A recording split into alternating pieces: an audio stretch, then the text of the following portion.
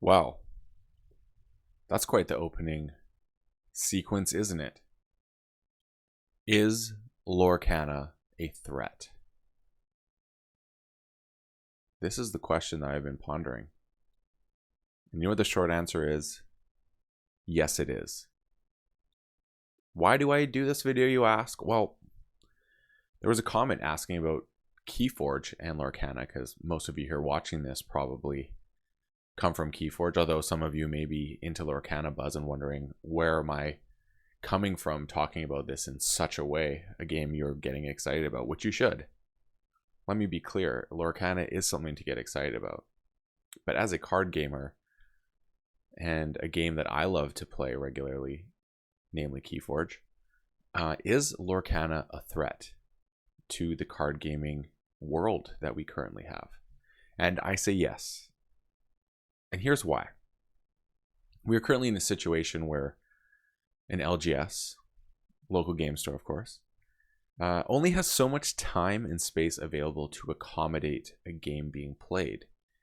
And bringing a new game into the fold is going to make that real estate of both time and space become more limited depending on demand. So with that being said, is Lorcana a threat? Yes, it is, because it's going to take up space and time in a game store, which is most likely being currently occupied by Magic in the forefront. Pokemon and Flesh and Blood, I think, are the main ones. And there's a lot of other great games that have come out in the past couple of years as well that are gaining momentum, excitement, and already have a limited space that can be occupied by people. What's the most? Digimon just came out, I believe, and that's got a lot of hype behind it. So here we are. Is Lorcana a threat? And to that end, it is for real estate. Now, is this a threat in general to games because of the nature of the game? It will be, I think, mainly for Pokemon, believe it or not. I think that is the greatest competitor for this because it plays differently than Pokemon does, but it also targets, I think, a younger demographic to a degree based on the characters and whatnot. It's going to also cater to a wider demographic based on the fact that there's so much nostalgia and people love Disney characters of all ages. So it's really going to appeal and pull people in. Positive thing about Lorcana, well, it looks great. Yeah. It's something that I'm excited for. I don't think I'm going to get really into Lorcana. I don't see it having the depth and richness of the games that I like to play. One, Keyforge, Magic, and I did at one point play Pokemon. But I still dabble in Magic, and I do play Keyforge extensively, as you know if you're part of this channel. And I like it though as something I can play with my nieces, and I'm gonna get some of these to play with my nieces and have just a blast jamming this with them. Now you can see the game here is quite interesting. There's characters, obviously there's items. These are, I assume, like artifacts in most games, and then there is action cards, which are very common, and then there's something called a song, which is like a one-time action, but apparently their characters can sing the song and make it work. And the basis of this game is it's not a health fighting, get your opponent dead to zero. It is actually something that is less violent because of the nature, I think, that it is Disney and catering to kids, or to a younger audience and older, but you want to be mindful of the younger audience. And the idea is to generate 20 lore counters, and when you have 20 or more, you win the game. And you send your characters on quests, and then they get to do that, generate lore, which is actually these little diamond things right here. There you go, those little diamond things, which I don't think you can really see, but there's they're below the 3 and the 4 on the Mickey Mouse character. And they're the lore value. So that is how you generate. And so this Mickey Mouse can generate 2 lore if you tap it in this game calling Exert. So that's the way the game really plays. Now, the interesting thing is the game, in that sense of you're generating lore faster than your opponent. Getting it is a race, which is where people think this is like Keyforge, and the Keyforge comparison came in.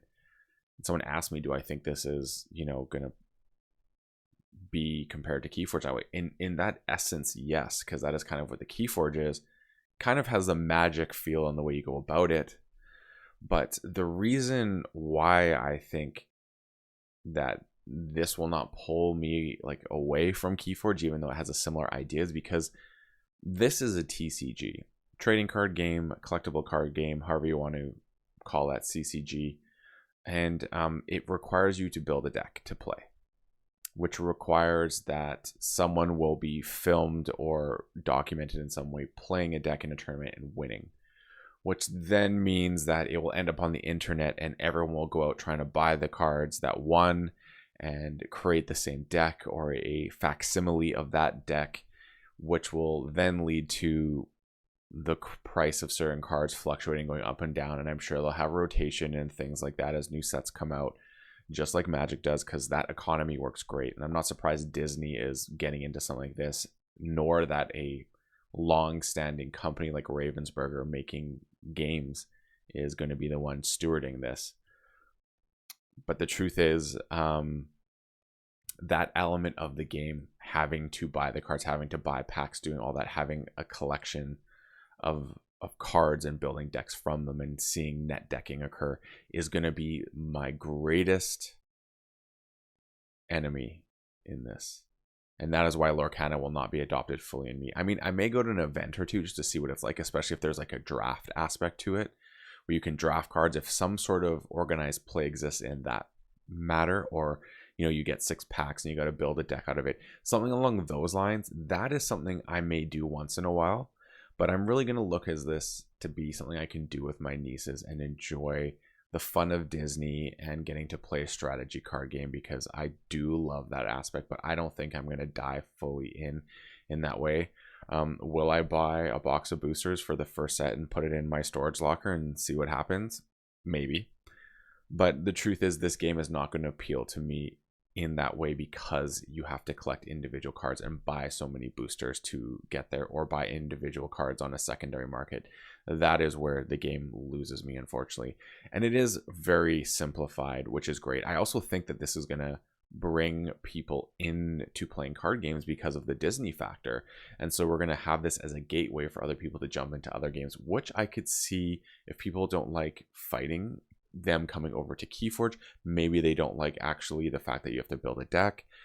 People could be drawn into Keyforge that way, or maybe this is a stepping stone for people to play Magic down the road. I don't know.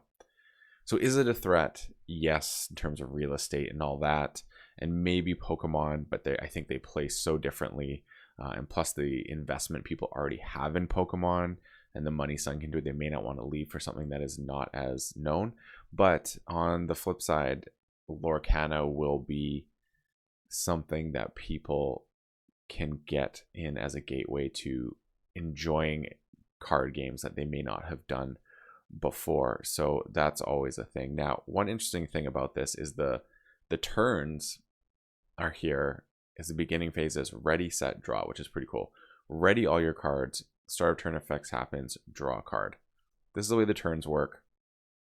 And then you can, add a card to Inkro, which is like mana, play 1 mana a turn, and I'm sure there'll be ways you can play more than 1 on a turn. Play a card, activate an item, play a character with ability that does not require ink.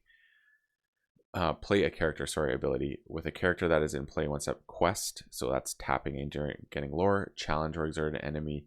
So challenge and exerted character means once a character is tapped and on sideways, you can then fight it to remove it off the board, or use an ability that requires ink, which is the currency. Now, the thing about this is there is the nature of this game where you're going to be balancing generating a board versus managing the board across from you. And that's where I think all of it's going to come. Now, the thing that I don't like about this compared to Keyforge, and the reason why I really like Keyforge over this, is Keyforge is also a race. For those of you who don't know, you're trying to generate 18 Ember, but you have to do it 3 times. You have to gain 6, allow it to stand for a full turn on your opponent's side, and then your opponent, and then if they can't stop you, then you get to advance to stage 2. They call it forging a key, and then you get 6 Ember again, forge a key if your opponent can't stop you, and then a third time you do the same thing. If you do it 3 times within a game, you win, but your opponent is doing things to stop you. Now this does not have those sequential areas. It's literally just 20. So I'm curious, are we going to see cards that exist like lose half your lore?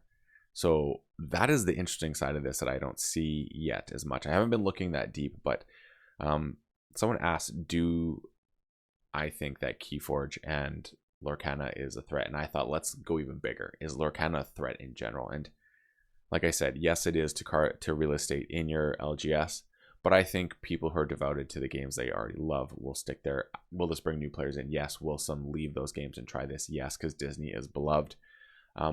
Let's see what happens. But I am excited for this, but I'm not going all in on this. This will be a very casual, fun thing that I can enjoy, like I said, with my nieces, and I may pop into a couple store events and see what happens. So hope this roundabout conversation answered any questions you may have about how Lorcana is going to stack up. And if you enjoy my perspective on games, your first time coming here, and you're interested in Keyforge for that matter, please come back, subscribe.